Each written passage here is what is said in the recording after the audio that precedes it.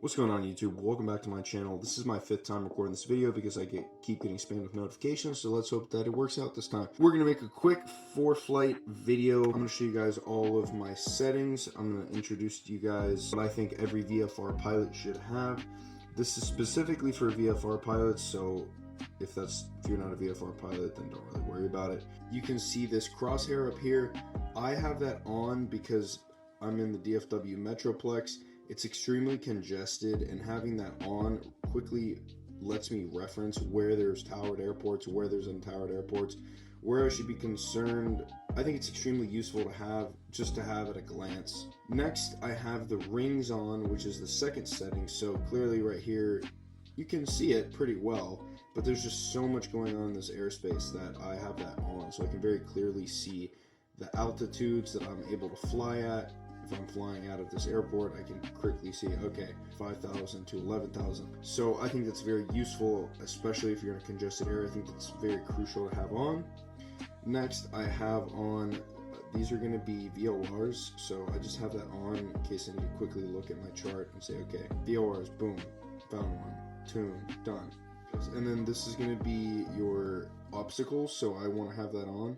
For example, if I'm flying over here near Decatur, and the elevation's at 1,000. Well, if I'm going to be going north here, I want to know about these towers that are at 2,859 feet MSL. I like having that on just so I can very visibly see that. And then these are roads, so you want to have that on if you're driving up and down a road using it as a checkpoint. It's good to have on. Cool. Let's start with the settings up here. So I have the aeronautical chart, US VFR sectional. Next, move on to the right. I have radar on, so at a glance, okay, zoom out here, you can clearly see this is probably not VFR weather right here. And then I'll go ahead and show you guys the winds aloft. So right here, you can clearly see the winds are very strong down here. You can see the little arrow that tells you the direction of the winds. You can see it all over the map. I think that's nice to have. Next, I have NOTAMs. So NOTAMs are nice to have on just because I can at a glance see where there's a NOTAM. So say for example, I'm flying from McKinney Airport over here and I'm flying north west of this airspace and I'm flying to Ardmore. Let's say this NOTAM right here is important. It goes from surface to 3,000 feet AGL.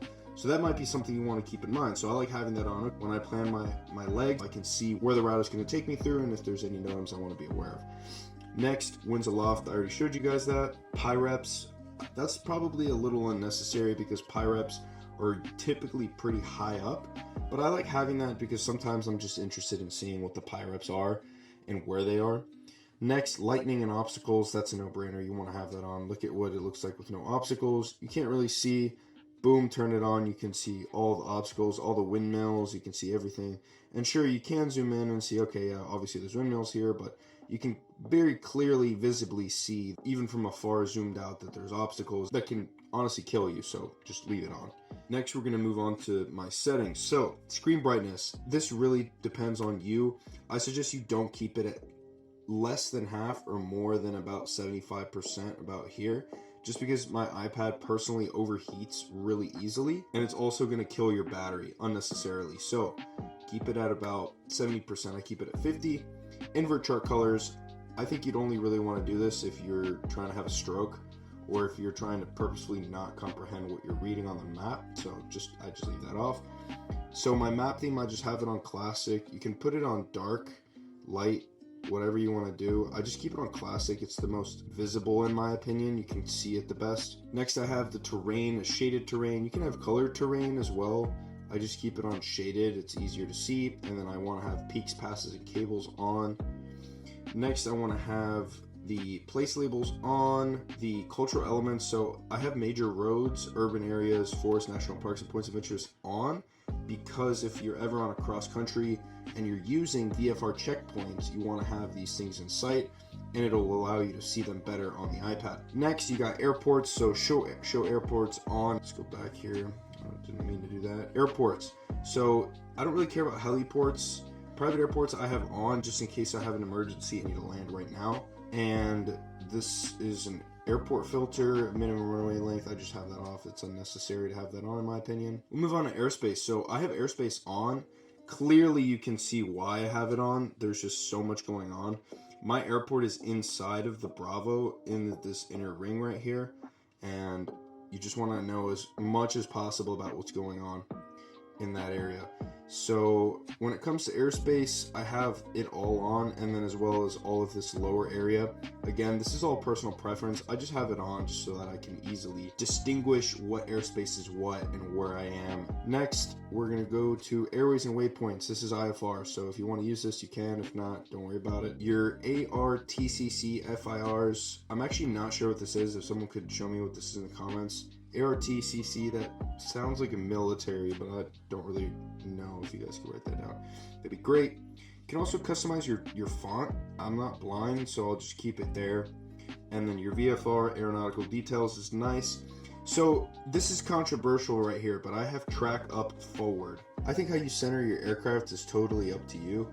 I like track up forward. That's just my personal preference. A lot of people just do north up so you can see the exact heading you're on in reference to true north. I also have route labels on, extended center lines, ownership distance rings, not really gonna go into that. Glide visor, that is great to have. So I can't show you right now because I'm not flying, but glide visor is very nice when you put in your glide settings. Reference your POH for that. When you're flying your aircraft, it'll tell you how much distance you have to glide. Say you're over Ponder. That's a good area. You're over Ponder on this straight line right here is a road probably. You have an engine failure. Shoot, okay, what do I do? Do I have enough glide distance to make it to this airstrip right here? Obviously, it's a reference. It's not an actual glide speed. It's not the exact distance you can actually glide. It's a glided visor. So it's just good to have. So when you're flying, you can see, okay, if something happens, this is about approximately how much Foreflight calculates I can glide. Next, track vector. Track vector is just going to track your heading, so it's going to tell you what you're headed towards. For example, if you're going to turn, it'll tell you if you keep turning, this is where you're going to end up. Breadcrumbs. That is amazing to have. When you're practicing maneuvers and you want to make sure that you're on track with your headings, on track with your altitudes, on track with everything, you want to have breadcrumbs on. Map legend. Okay, so it's going to show you your snow, your rain. You don't really need that on if you have radar on, because if there's any of that, you'll see it. Next, map annotation. So I have that on in case I want to draw on the map. Just leave that on, why not? You can click it on the left side. Track log record button. So that's just to record your track log. 4-color radar, obviously you want to have that on if you're using radar. And I haven't really used any of this. I have used alerts though, so I have all of these on just in case, because like I said, I'm in the Bravo. If I'm gonna bust an airspace, the iPad is gonna scream at me and say, caution, altitude, or caution, this.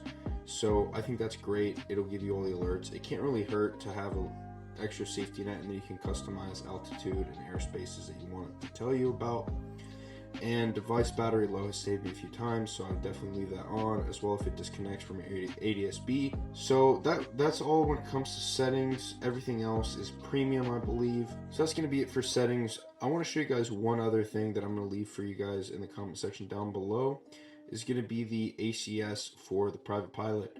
So as you can see, I've gone in and I've tabbed the specific FAR aim and PHAC references in case you get asked about these things, like different kinds of airspaces and exactly where to referencing. So cloud clearance requirement minimums 91 to 155.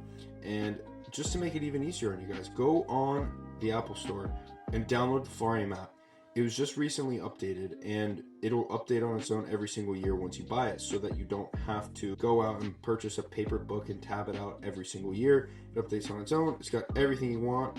And if you go to tools and you go to study by certificate, you can study by your specific certificate. Also, you can search for things. So if you go to the search menu and type medical, if you don't know what the FAR is, you can scroll, okay, medical certificates, boom. Requirements and duration, scroll down, boom, just like that. So you don't even need to know exactly where to reference it. If you know what you're looking for, you can just type it in. I think this is an extremely handy tool, and I think that a lot of people don't know about this, and this is accepted at your check ride. Again, I'm going to leave this in the description down below. I'm going to export it here. But anyways, that was a quick Foreflight settings map for VFR. If you guys have any questions, leave them down in the comments down below. Thanks for watching. Have a good day.